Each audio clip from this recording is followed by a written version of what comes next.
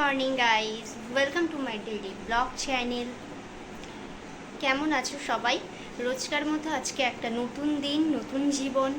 তো চলো, নতুন দিনে নতুন প্রত্যেক দিনই আমাদের লাইফের সাথে কিছু না কিছু অ্যাড হয়, আবার কিছু না কিছু বন্ধ হয়। তো কী বলবো, তো চলো আজকেও কিছু না কিছু নতুন নিশ্চয়ই আছে। প্রত্যেক দিনই আমরা কিছু শিখি বা কিছু কিছু জানতে পারি। তো চলো রোজকার মতো আজকেও বাড়ির কাজগুলো স্টার্ট করা যাক। অলরেডি আমাদের বাড়িতে যে দিদিটা কাজ করে তিনি সকালে এসে বাসন মেজে ঘর ঝাড় দিয়ে ঘর মুছে গেছে। আমার অলরেডি রাত্রে কালকে ভাত করেছিলাম, কিন্তু যেহেতু হালকা পাতলা বেগুন আলুর ঝোল ছিল তাই সৌমুখ ফ্রায়েড রাইস আর চিলি চিকেন নিয়ে এসেছিলো। তো রাত্রে তেমন কেউ ভাতটা খায়নি, তো ভাত ফ্রিজে তুলে দেওয়া হয়েছিল, তো সেই ভাতটাই গরম জলে করে নিলাম। তো এই বেলা ভাতটা শেষ না হলে ভাত বসাবো না, তাহলে ওই ভাতটা ওইভাবেই ফ্রিজে থেকে যাবে। তো হালকা হালকা তরকারি অল্প অল্প ছিল, বেগুন আলু মাছ দিয়ে তরকারিটা অল্প ছিল, পটল চিংড়ি ছিল, সেগুলো গরম করেছি। আর সকালে আজকে বাজারে সবজিওয়ালা বাড়ির সামনে এসেছিল, তো উনি লাল শাক এনেছিল। লাল শাকগুলো দেখেই মনে হচ্ছিল নেই, তো লাল শাক নিয়ে সেটা অলরেডি আমার কেটে বেছে ধুয়ে ভাজাও হয়ে গেছে আর ভাতও হয়ে গেছে। তো এখন আজকে ভাবলাম যে সবাই যেহেতু খাচ্ছে না, অনেক দিন ধরে চিকেন খাবে করছে, তো চিকেন আনতে গেছে। তো বাড়ির পাশে দোকানটা অলরেডি খোলেনি আজকে, বা খুলেছিল হয়তো 12টা বেজে গেছে, বন্ধ করে ফেলেছে। তো এখন গেছে আন্টি, মেয়ে, মাম্মাম আর কাকু বাইকে করে স্পেন্সাসের সামনে, ওখান থেকে চিকেন আনবে। তো আমি অলরেডি সমস্ত মশলাগুলো রেডি করে রেখেছি, আসলেই ঝটপট বসিয়ে দেবো চিকেনটা ধুয়ে। তো চলো কাজ রান্নাটা কমপ্লিট করি, তারপরে তো স্নান পুজো আছেই, মাম্মামের খাওয়া আছে। অলরেডি আজকে 12:30 এখানেই বাজে, এখনও চিকেন আসেনি। আজকে কাজ করতে করতেই মাম্মামের অলরেডি ঘুম আর খিদেটা পেয়েও যাবে, আর বুঝতেই পারছি। তো চলো আগে গাড়ির কাজগুলো কমপ্লিট করি। আর তার মধ্যে আজকে একটু মাথায় টক দই দেবো, তো রেখেছিলাম। প্রচুর পরিমাণে চুল উঠছে, কেন বুঝতে পারছি না। তো আমি অলরেডি এখানে প্যাকটাকে রেডিও করে ফেলেছি। তো ওরা এখন নেই, ইফাকে মেখে নেই, তো রান্না করতে করতে অলরেডি ওটা টাইমও হয়ে যাবে স্নান করার। তো চলো কাজগুলো কমপ্লিট করি, তারপর আবার ফিরে এখানে প্যাকটাকে রেডি করে রেখেছি। তো চলো এটাকে অ্যাপ্লাই করি মাথায়।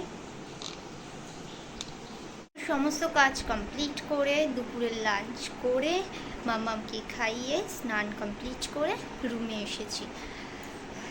আজকে একটু স্নান করতেও দেরি হয়ে গেছে, কারণ মাথায় যেহেতু এটা ছিল, তো শ্যাম্পু করতে, ঘরে এসে চুল ঠিক করতে তো একটু টাইম লেগে গেল। তো তারপর মাম্মামকে খাইয়েছি। মাম্মামেরও আজকে খেতে লেট হয়ে গেছে, যথারীতি প্রায় 2:30 বেজে গেছিলো। তো মাম্মামকে খাইয়েছি। আর আজকে পুজোটা আর আমি দিতে পারিনি। আন্টিরা যখন বাজারে গিয়েছিল চিকেন নিয়ে আসতে, তখন আমি অলরেডি থালা বাসনটা ঠাকুরের এটা ধুয়ে রেখেছিলাম। আন্টি এসে ফুল টুলগুলো তুললো গাছ থেকে, দেন তারপরে আমি যখন স্নানে গেছিলাম, মাম্মাম খাটে খেলা করছিল ওই ঘরে, আর আন্টি ওর সাথে গল্প করতে করতে পুজোটা দিয়ে নিয়েছিল, না হলে আজকে আরও দেরি হয়েছে। তো অলরেডি মামাদের চিকেন, আজকে আমি যেহেতু দই চিকেন করেছিলাম, তো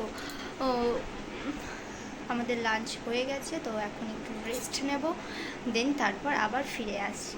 হ্যালো গাইস, তো এখন যাচ্ছি আবার রান্নাঘরে, কারণ আমি বলেইছিলাম যে একবেলার মতো ভাত করেছিলাম, তো ভাত আর আপাতত রাত্রে কেউ খাবে না, তাও ভাত রয়ে গেছে ফ্রিজে। হয়তো মাম্মাম, চিকু খাবে, আর হয়তো আমি খেতে পারি, কারণ আমি লুচি রুটি খুব একটা পছন্দ করি না। তো এখন যাচ্ছি যথারীতি লুচি করতে, কারণ ঠিক হয়েছে যেহেতু আমি আজকে দই চিকেন করেছিলাম, তো তার জন্য সবাই ঠিক করেছে রাত্রে লুচি খাবে।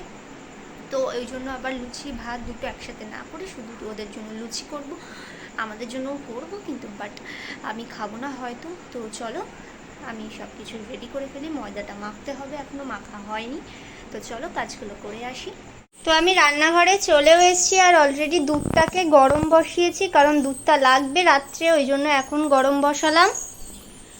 আর ময়দাটাও মাখা হয়ে গেছিলো, কিন্তু আমি মেখেছিলাম কিন্তু অনেক নরম হয়ে গেছিলো, আর লেচিগুলোও নাকি বড় হয়ে গেছিলো, তাই আবার সেটাকে ঠিক করে মাখছে আন্টি। তো এখানে আন্টি অলরেডি লুচি বেলছে, আর আমি ঝটপট ভেজে নিচ্ছি। আর অলরেডি আমার 2-3টে লুচি ভাজাও হয়ে গেছে। আর মাম্মাম এখানে আটা নিয়ে খেলা করছে। মাম্মাম কি খেলা করছো?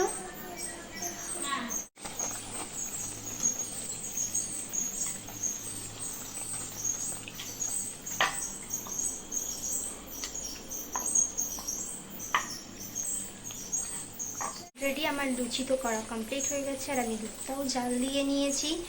তো আমি একেবারেই সকালে যে চিকেনটা করেছিলাম তো একেবারেই গরম করে নিচ্ছি, কারণ অলরেডি তো 10টা বাজতেই যায়, তো খাওয়ার সময়ও প্রায় হয়ে এসছে। ওই জন্য আমি চিকেনটাকে গরমও করে নিচ্ছি একেবারেই। আর ভাতটা ফ্রিজে আছে, সেটাও বার করে আমি গরম করে নেবো, কারণ মাম্মাম আমি খাবো তো গরম করব।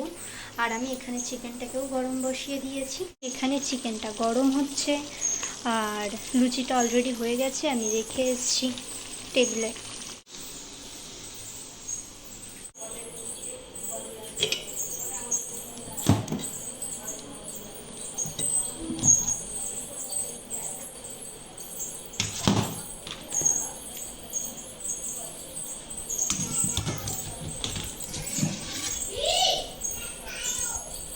অলরেডি আমি সমস্ত রান্নাগুলো কমপ্লিট করে, মানে যেটুকু লুচি আর মাংসটা করে আর ভাতটা গরম করে দুধ গরম করে ঘরে চলে এসেছি।